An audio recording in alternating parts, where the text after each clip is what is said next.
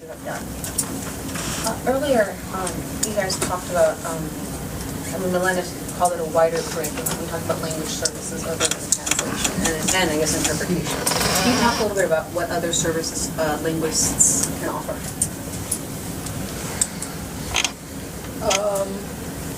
Well, localization, of course. I'm thinking also.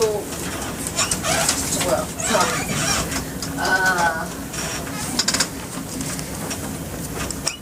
just to make sure that everybody, what's localization?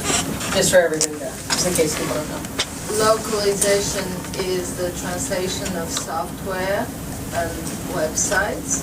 For example, it's really a fascinating field. For example, every time Microsoft comes out with a new version of Windows or Word or Excel or whatever, and it's sold all over the world, everything needs to be translated, and not only the manuals, but the codes inside the computers. And I'm showing it. Does everybody know this? No. There are some repeat notes, so that's why I asked you. Well, the more interesting thing is I've done a few jobs, small, I'm not a localizer, but for example, when we go to the ATM machines and we see all these language choices, that's the result of localization. But what we see is really very simple because there's a lot of work that is invisible, that goes into translating all that.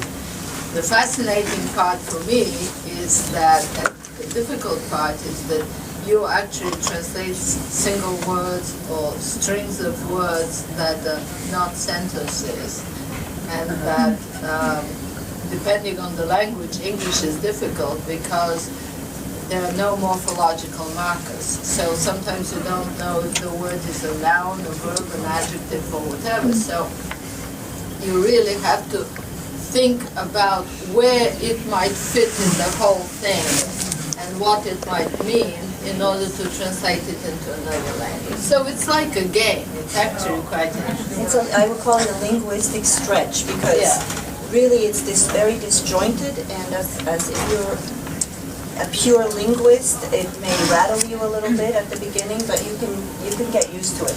Oh yeah, yeah. No, once you figure out how to do it, now the challenge is that most localization happens from English into other languages because most of the software is done here. So it's good work for people who translate from English. So more, yeah, I can chime in because, so the reason I introduced myself to all of you as a freelance translator, but I do not generally put that out, is because it's sort of semantics. A lot of publishers think, oh, freelancer, I don't have to pay on time, I can use this person. It's a weird dynamic, but as a freelancer, I've found that it's been very helpful for me. So most of my income does come from translation.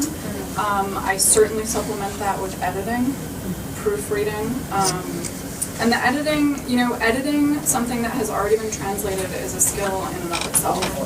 So, it depends on the language pair, it depends, of course, on the specific material that you're dealing with, but that is another skill that, if you don't have a major book that you're working on, you can certainly cobble together other things. So by offering a suite of services that relate to your skills, both linguistically and your niche subject matter, it's a good way to round it out.